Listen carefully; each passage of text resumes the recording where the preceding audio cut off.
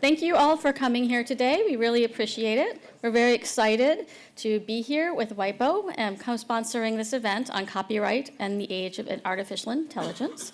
We did part 1 in Geneva back in September, and here we have part 2, where we're taking a deeper dive on all things copyright. We have a really exciting day planned, and we have some incredible guests, like the Director General of WIPO, among many others. And right now I'm going to invite Maria Strong, who is acting Register of the Copyright Office, to introduce the Director General.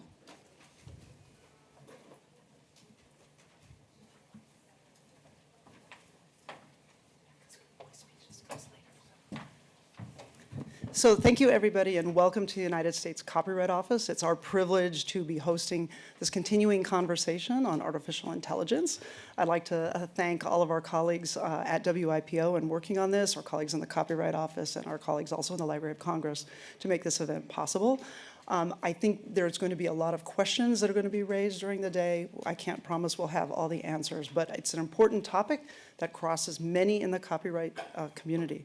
And with that, I'd like to invite up to the podium. It feels like a stadium in here. Director General Francis Gurry. Thank you so much.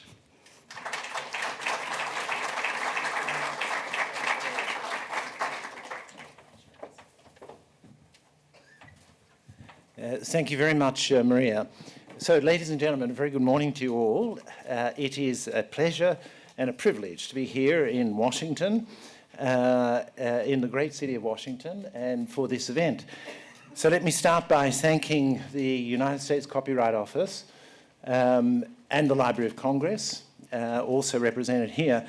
Thank you for all of your support, for reaching out to us, for continuing this conversation here in Washington. We're very grateful for this. Maria Strong and all of your colleagues, thank you very much indeed. And it's great to see, I haven't seen him yet, but I know Andrei Yancu is going to be here this morning, the Undersecretary for Intellectual Property. And I'm pleased to see so many old friends as well. And allow me to introduce two of my colleagues who you're going to see later in the morning. Michelle Woods, known to many of you in the Copyright Office, of course, who is the Director of our Copyright Law Division, and Ulrike Till, who is newly Director of our Artificial Intelligence Policy Division. So this is a very timely event, extremely timely event, because as we are all aware, we are increasingly seeing artificial intelligence applications deployed across the economy and in the creative industries. And it's a little difficult to keep track of it always, but we know that there are many instances of this. And just in a different field, I saw that last week in the United Kingdom, and I use the words of the proprietors with inverted commas of the exercise, the first entirely machine-invented molecule has gone into human clinical trials. So it's quite clear that machine creation and machine invention is with us. So it's good that we can discuss these issues. And I think the existence or the appearance of all of these applications that we're seeing across the economy is raising, of course, many policy questions. We've seen lots of papers, we've seen in some cases some executive decisions, and we are seeing judicial decisions emerge. And that creates a situation, I think, in which we are facing two risks in the area. I think the first risk for us in our reasonably small world of intellectual property is that artificial intelligence is, of course, a general purpose technology, and it is being deployed across every sector and has applications in every sector of the economy, as well as social applications and military applications, of course. And I think in those circumstances, from a policy point of view, we face some confronting questions, and there is a risk that the copyright questions or the property questions in general get drowned out by the urgency and the importance of some of the other questions that we're seeing in the area of, for example, privacy or security or data integrity. I think for all of us who care about copyright, it's very important that we assert the role and importance of property, which has, after all, historically been such an extreme, whether real property or intellectual property, such an extremely important institution for the organisation of the market and the economy. The second risk, I think, is a risk of incoherence. The policy responses we see emerging now, for those of us who are trained in and comfortable with the common law tradition, we're not so upset by this slow movement of the gradual evolution of a policy response, but that is not the whole world. And I think here in this instance we have two differences from other preceding situations. The first is, of course, the speed of technological development. And so I'm not sure we have the luxury for that slow evolution of a response, of policy response. And the second is interconnection and the likelihood that artificial intelligence will be all over production and distribution in the economy before we have a coherent international response, which, as you all know, takes years and years and years. And at the same time, we know that artificial intelligence capacity is at the centre, or it's perceived to be at the centre of competitive capacity and competitiveness in the contemporary economy. So I think there is a danger here that we will see that competition that is there spill over into regulation, and that we will see regulatory, and I think we already are seeing, regulatory competition. And those who have scale and those who are the first movers have the great advantage in an interconnected world when dealing with an issue of connectivity, of imposing the global rule. So this risk of incoherence is something that I think we all need to be aware of, and we're especially grateful, therefore, to the Copyright Office and the United States government for leading this conversation and leading us in the direction of finding some solutions. Now, let me say a word about the WIPO process, of which this is part. We have termed it deliberately a conversation because we would like to allay any fears that there is going to be any abrupt or sudden or precipitate move to establish international rulemaking in this area. This is not the idea at all. We are simply wishing to share experience in the hope that dialogue on the basis of shared experience will inform national positions in a more harmonious way in this highly, intensely competitive environment where artificial intelligence is at the centre.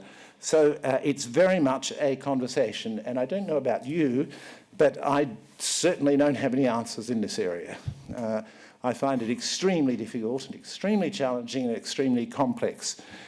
So let me go to those questions, some of those questions, and I'd like to make really just some comments, three sets of comments. Now, many of these issues are sub judice. They are the subject of litigation, so I will not be making terribly many suggestions, but I think that there are two general sets of questions that we need to address.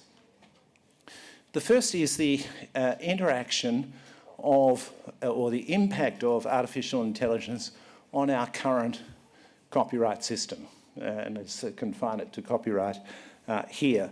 And the second, I think, is a much more challenging question, which is whether we need to go further and the possibility of new approaches or new ways of dealing with this phenomenon of machine creation.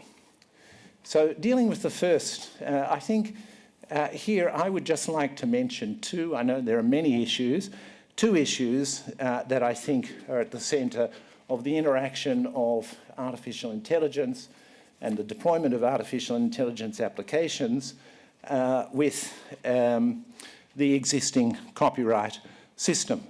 And here, I think the first issue, naturally, is authorship. And I was very interested to read, coming over, 2 decisions of the Chinese courts on this. One of them was a decision of the Beijing Internet Court, and the other is a decision of a provincial court in Guangzhou province. I'm not going to go through the exact details of the decisions, but the decisions do, I think, bear reading, because they have taken an approach to the question of authorship where I think that they are looking at the creative process in a very comprehensive manner. And they come to their decisions, ultimately, that a machine creation, or an artificial intelligence creation, which is original, is eligible for copyright protection, because when you look at the entire and the comprehensive creative process, then you have a human being that is involved in this process, and it's a question of identifying the dominant human being. So that's, I think, a very interesting approach, and I think we're going to see a cleavage between those countries and systems that are going to answer this on the basis of the proximate inventor, the immediate inventor, and looking at it this way, as opposed to a more comprehensive view of the whole creative process, which might give you a human being and might give you an author for the purposes of copyright protection. The other, I think, huge question that we face in the area of copyright, of course, is the use of copyright works in data feeds to algorithms for artificial intelligence creations.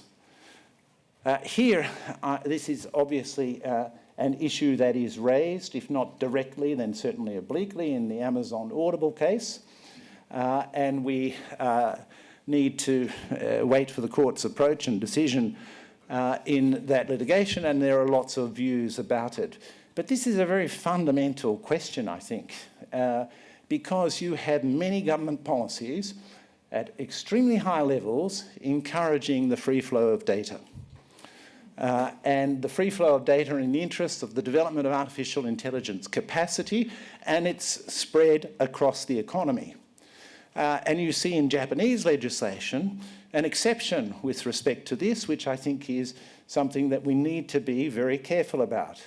So can we take the whole repertoire of music of a music producer and feed it to an algorithm without that being a copyright infringement?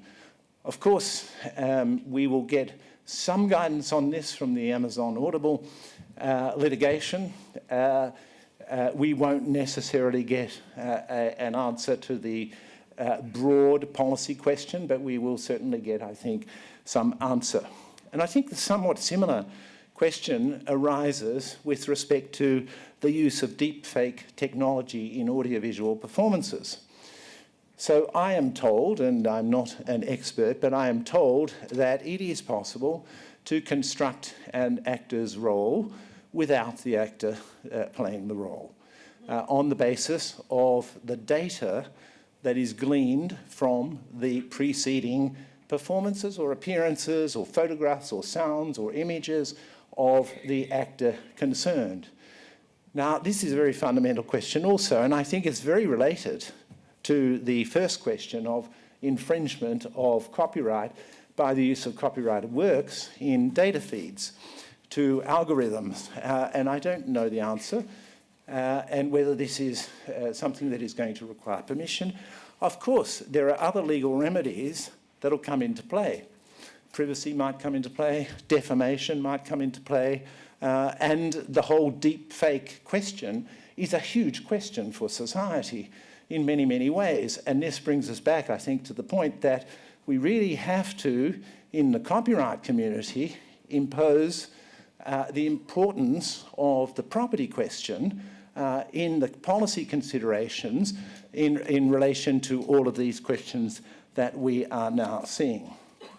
So those are just some fairly random comments on, I think, this first set of questions, and I know there are many others, about the interaction of the copyright, of artificial intelligence, or the impact of artificial intelligence on the copyright system. I'd like to go to the second, say just a few words on the second set of questions, which is, and the way I would frame it is really as follows. When we look at the copyright system, as we all know, and there are many experts in the audience, it's a product really, or it evolved out of printing. And printing actually was really the first industrial process. Many centuries before the Industrial Revolution in Europe, and many, many centuries in China before the Industrial Revolution. But it was the first industrial process because it was the first process of mass production that replaced human labour. The human labour of writing was replaced by an industrial process of mass production. And of course we know that this eventually led to the consideration of a copyright system, but at the heart of that transition, that huge transition of course, was always human creation.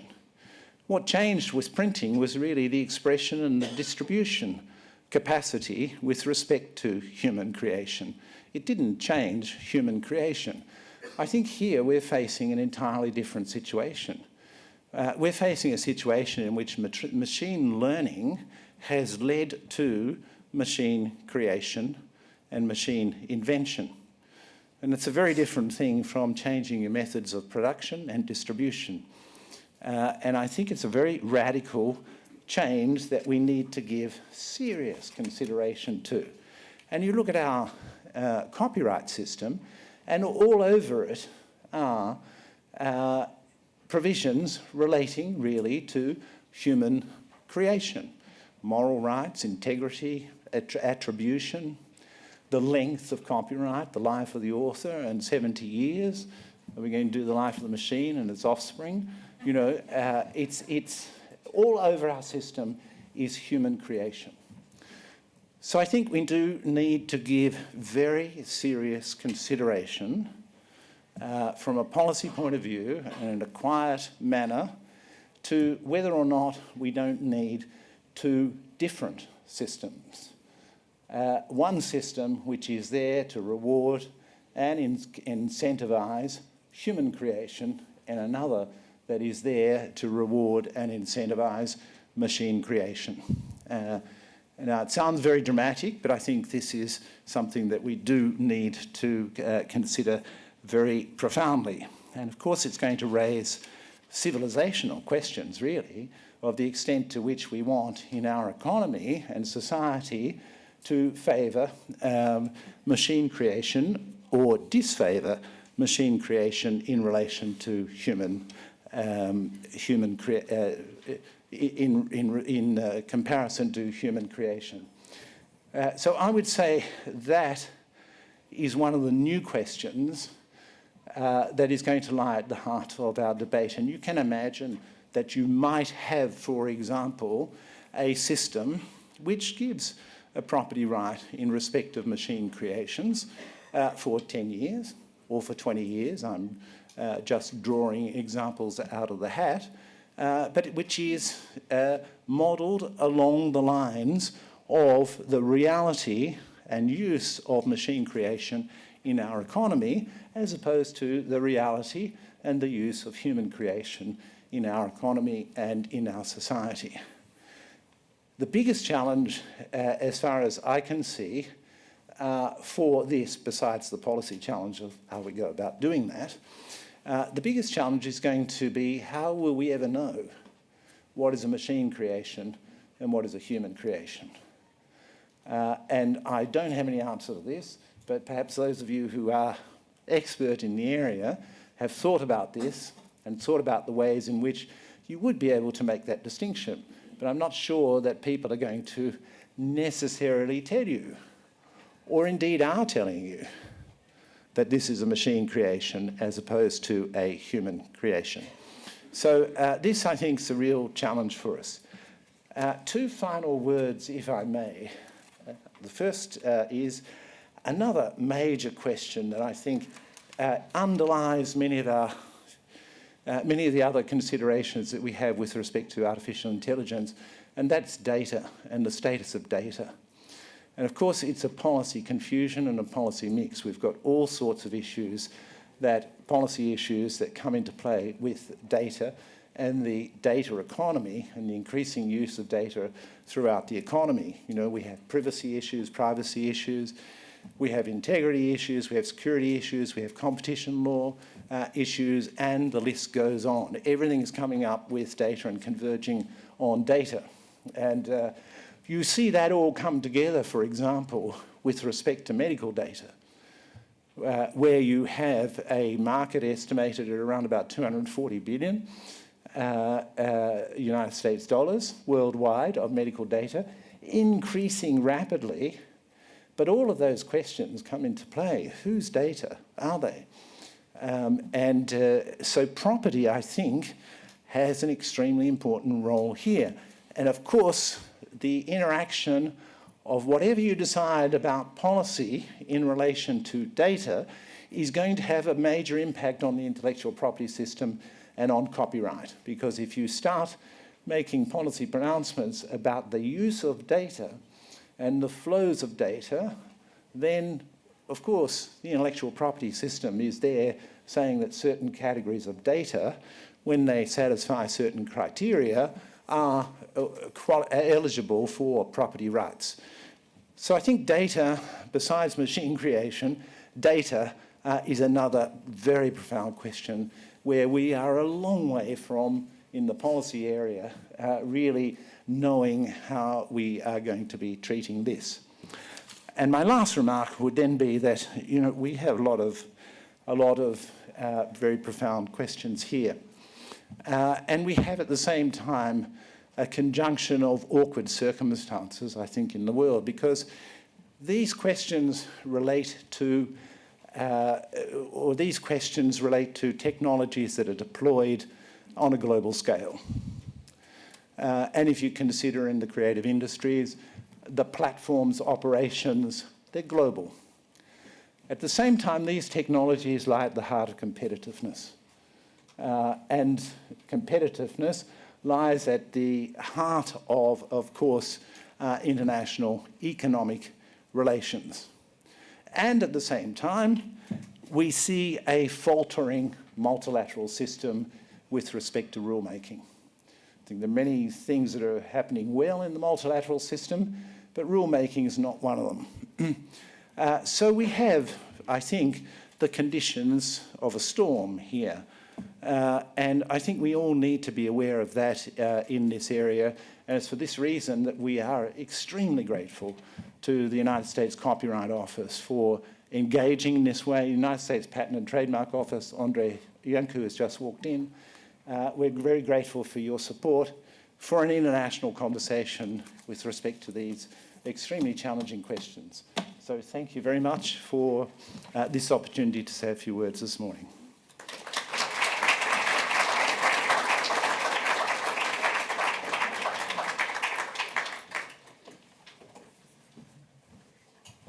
Thank you so much, Director General. Now we're going to hear from Maria Strong, the Acting Registrar of the Copyright Office, to give a few remarks about the Copyright Office and artificial intelligence.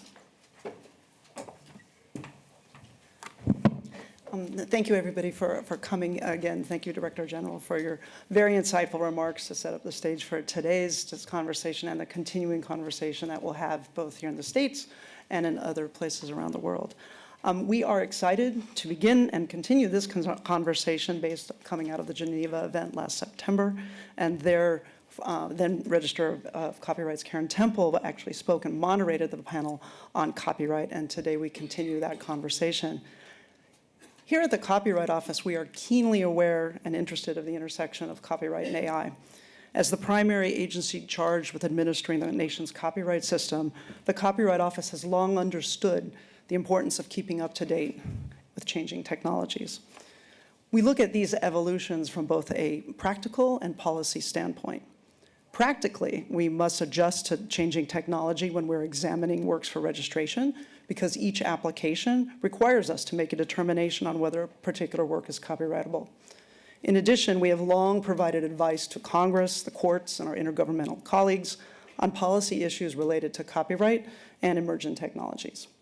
This means that we must appreciate the complexities of how technology and copyright are developing, both for individuals and companies, both at the national and the global levels.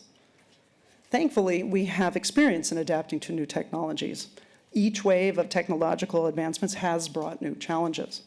The first Federal Copyright Act in 1790 protected only books, charts, and maps. And over the years, and often after significant study, Congress has added a number of newly developed types of works to the Copyright Act, all of which we have had to assess as part of our duties to administer the Act. We at the office have handled a steady stream of evolving technologies since our founding in 1870. This is our 150th year anniversary. We'll be talking more about events that will be coming up to celebrate that a little later. Some might criticize the speed or lack thereof of legislative change to reflect new technologies. And yet at the same time, others recognize the importance of letting the marketplace have some time to develop before attempting legislation. And I think Director General mentioned that sort of balance of time and thoughtfulness that needs to take into account a complex system of change. Now we're looking at a new realm of technology, that of artificial intelligence. And AI seems to mean different things to different people. Indeed, there remains a debate about its very definition. And while many of the technologies that we're discussing today are maybe new, the issues they raise are not. And as the Director General said, we may not have answers for all these questions, and that actually could be a good thing. The Copyright Office began thinking about some of these issues related to the intersection of AI and copyright back in the 1960s. Yes, 1960s. The office's 1965 annual report addressed the problem inherent in machine-generated works, noting that the determination of the line between human and machine authorship would be a crucial question to establishing copyrightable authorship. And as we pointed out back then, finding the line between whether a computer is merely a tool or whether a computer is independently conceived and executed work is very difficult. But yet this question is not so different from the question that we're already talking about here today. Take, for example, photographs. When photography first appeared on the scene more than a century ago, there were debates about whether or not it would be protected at all. And it was an issue eventually settled by the Supreme Court. Our office adjusted to that situation, and today we register any photograph that displays the spark of creativity. But there is a line, as we saw in the famous monkey selfie. As our compendium states, a photo taken by a monkey is generally not copyrightable, regardless of how compelling that photo may be. That is because, as the Supreme Court held in the 1879 trademark cases decision, the copyright law only protects, quote, the fruits of intellectual labor, quote, that are founded on the creative powers of the mind. And while the monkey selfie at first glance seems like an open and such copyright matter, there are variables of complexibility, both in fact and in law, that could mirror the copyright issues we see today in AI. What could a photographer do to make a monkey's act of clicking the shutter something akin to a computer program, for example? Well, that goes back to the 1884 Burroughs-Giles versus Cerrone decision, where the court analyzed the copyrightability of photographs. There is no question that copyright law allows for the use of tools in creation, but at what point does setting something into motion mean authorship? This is something photographs and AI have in common. Where is the line of authorship? What about ownership issues? So the past can help us to identify and sort the present and future questions about some of the AI. It may not give us all the answers, but perhaps it provides us a framework of a way to analyze things. Today, we are looking forward to hearing about how artificial intelligence is impacting different types of copyrighted works. Our first session will lay some groundwork on technological and legal copyright issues. Our panels will delve into the details of specific kinds of works, such as music, visual art, literature, video games, digital avatars, and the impact of AI and copyright on consumer products like self-driving cars. We will also hear about how important it is to identify an appropriate corpus of material for machine learning and the importance of being aware of bias that may arise in the use of algorithms. So to wrap up, today is the conversation, a phrase you keep hearing, and in conversations there are more questions asked than answers given. And with that, I welcome everyone to today's conversation. Thank you so much.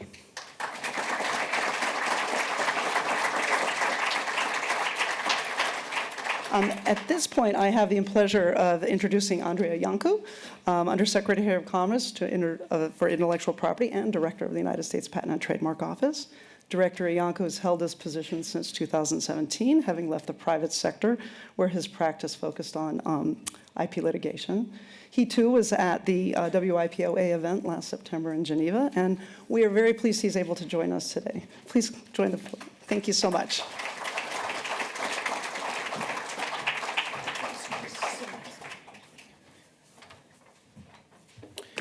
Thank you, Maria, for the opportunity to join you today, and Director General Gurry, so good to see you here in the United States. Obviously, we've seen each other in Geneva and elsewhere around the world, actually several times on AI issues. And here we are again, very pleased to join the Copyright Office and WIPO, with whom we work so closely on a daily basis, as they open this conference on an important and fascinating topic, as we have heard and will hear a lot more throughout the day. AI presents challenges for many forms of IP, and some of those challenges are similar from discipline to discipline. For instance, can an AI algorithm be an author? And you've heard a little bit from Maria, and I'm sure it will be a heavy subject today. Can an AI algorithm be an inventor when it comes to patents? And for both, how much human contribution is needed before rights can be conferred? Any human contribution at all? Some of these questions are both ethical and legal, and though the answers may not always be easy, it's vitally important that at least we ask the questions and engage in the discussions like this one today and like the ones we've had in Geneva and elsewhere around the world. We appear to be on the threshold of having to confront these issues at the USPTO and obviously at the Copyright Office and in courts throughout the United States and throughout the world. AI, though, this is nothing new. It has been part of the national and international industry, academic, and even kitchen table discussions for a long time. And although some of the innovations that AI embodies, like speech recognition, image recognition, search and optimization, and even early neural networks were conceptualized as early as the 1950s, significant breakthroughs are more contemporary. Today, AI is becoming ubiquitous in our society. I was at the CES show just a few weeks ago in Las Vegas. It seemed like almost every booth, from computers to automobiles to biological companies, all were discussing AI. And some now maintain that AI algorithms can create on their own with minimal, if any, human interaction. As the administration's lead agency on intellectual property, the USPTO has been actively engaged on this topic of AI and IP policy. A year ago, for example, we gathered leading thinkers, policymakers, academics, and practitioners to discuss the growing capabilities and economic impacts of AI and implications for IP policy at a day-long conference similar to this at our headquarters in Alexandria. And then last August, we issued a request for comments on patenting artificial intelligence inventions.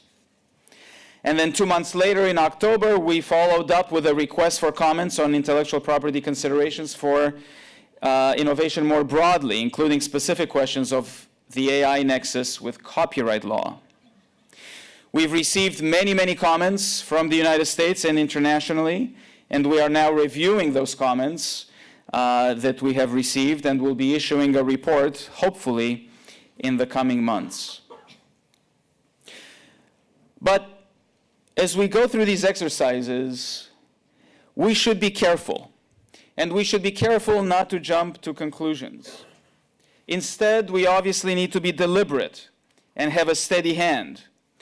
As Maria mentioned, we have faced many technological advances over time, increasing automation.